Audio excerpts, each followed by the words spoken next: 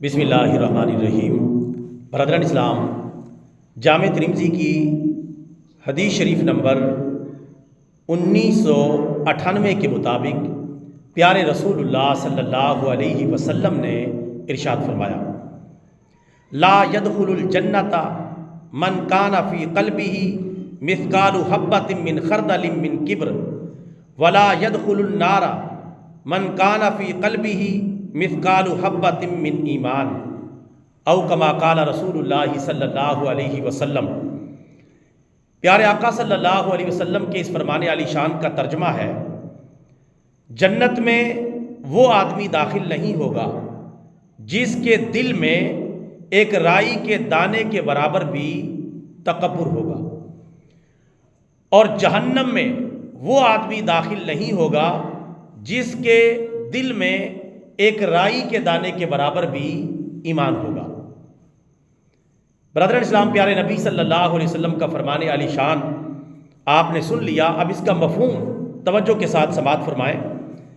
اس میں دو جملے ہیں۔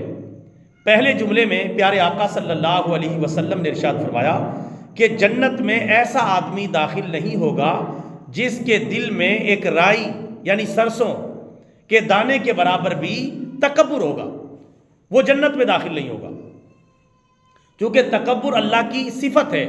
اس نے اللہ تعالیٰ کی صفت اور کبریائی کو چھیننے کی گویا کی کوشش کی، حالانکہ چھین تو نہیں سکتا، لیکن اس نے یہ برا رویہ اختیار کیا، کیونکہ تکبر اللہ کی صفات میں سے ہے، اور متکبر ہونا یہ اللہ تعالیٰ کے شایان شان ہے۔ اللہ تعالیٰ نے قرآن پاک میں اپنے آپ کو متکبر صفت کے ساتھ متعارف فرمایا ہے، تو تکبر اللہ کی صفت ہے، اللہ کو ہی زیب دیتا ہے۔ وہ ساتوں زمینوں ساتوں آسمانوں کا مالک ہے، اور بلا شرکت غیرے پوری کائنات کو اور تمام جہانوں کو وہ پیدا کرنے والا بھی ہے اور پالنے والا بھی ہے، تو تکبر اسے جچتا ہے، اللہ تبارک و تعالیٰ کی شان کے لائق ہے۔ سروری زیبا فقط اس ذات بے ہمتا کو ہے، حکمراں ہے ایک وہی باقی بتان آزری۔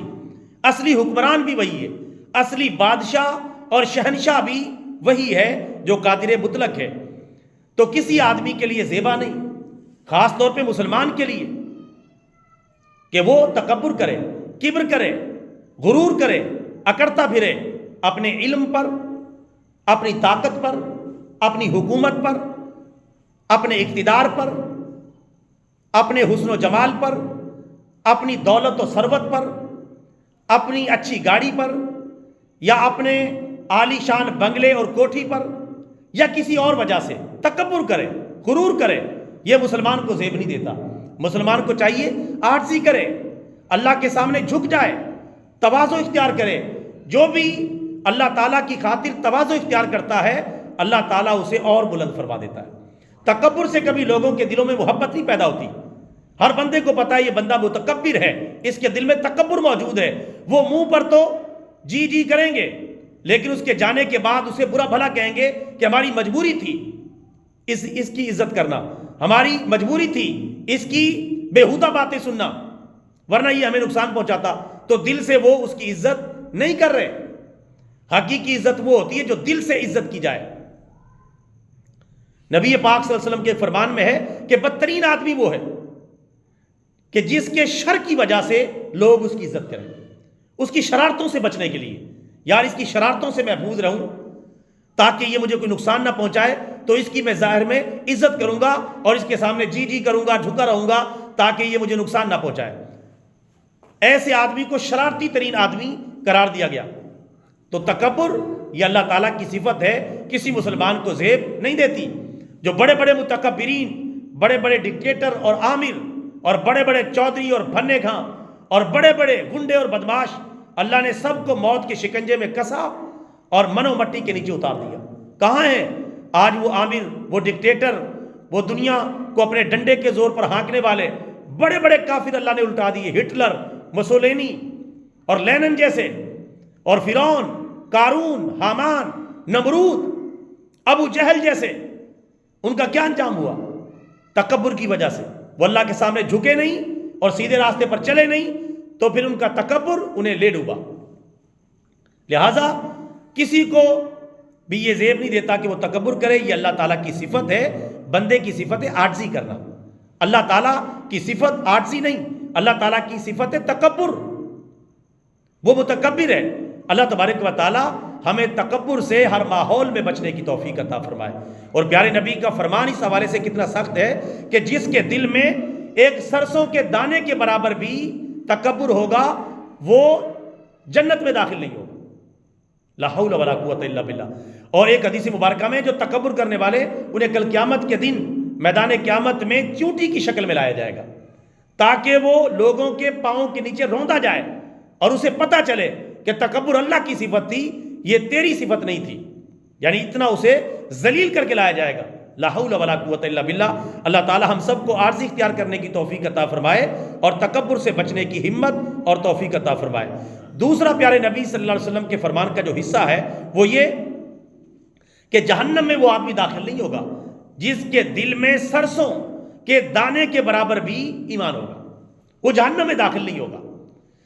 رائی کے دانے کے برابر بھی ایمان ہوگا, اللہ تعالیٰ اسے جہنم سے بچا لے گا.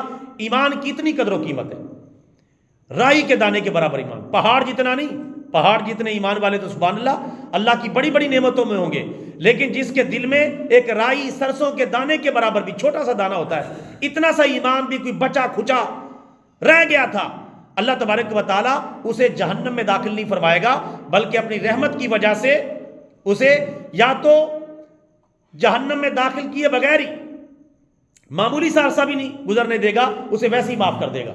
اور اگر اللہ تعالیٰ چاہے گا تو کچھ اسے سزا دے کر پھر اسے جہنم سے نکال دے گا. لیکن اللہ سے یہی دعا کرنی چاہیے اللہ تعالیٰ ایک لمحے کے لیے بھی ہمیں جہنم میں نہ بھیجے, چونکہ ایک لمحہ بھی جہنم کا برداشت کرنا ناممکن ہے, ناقابل برداشت ہے. اور جہنم کی آگ تو دنیا کی آگ سے 69 گنا زیادہ گرم اور زیادہ شدید ہے.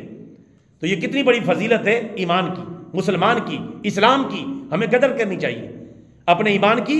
آقا علیہ الصلوۃ والسلام نے فرمایا کہ جس کے دل میں ایک رائی کے دانے کے برابر بھی ایمان ہوگا وہ جہنم میں داخل نہیں ہوگا.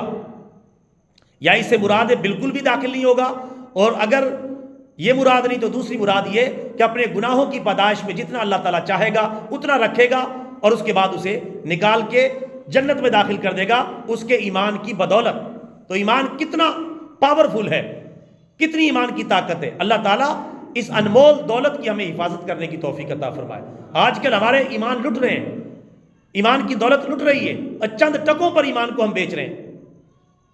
کسی نے کیا خوب کہا ہے, ایمان بیچنے پہ ہیں اب سب تلے ہوئے, لیکن ریٹ جو ہے وہ مناسب لگے تو ہر بندہ ایمان بیچنے پر نعوذ باللہ تلا ہوا ہے.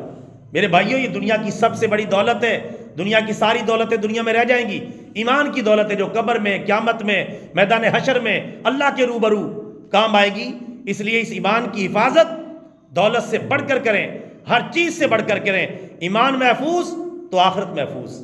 اللہ تعالیٰ سے دعا ہے اللہ تعالیٰ ہمیں اس حدیث مبارکہ کے مطابق تکبر سے بچنے کی توفیق عطا فرمائے اور ایمان پر قائم اور دائم فرمائے. آمین. وما علینا الا البلاغ المبین.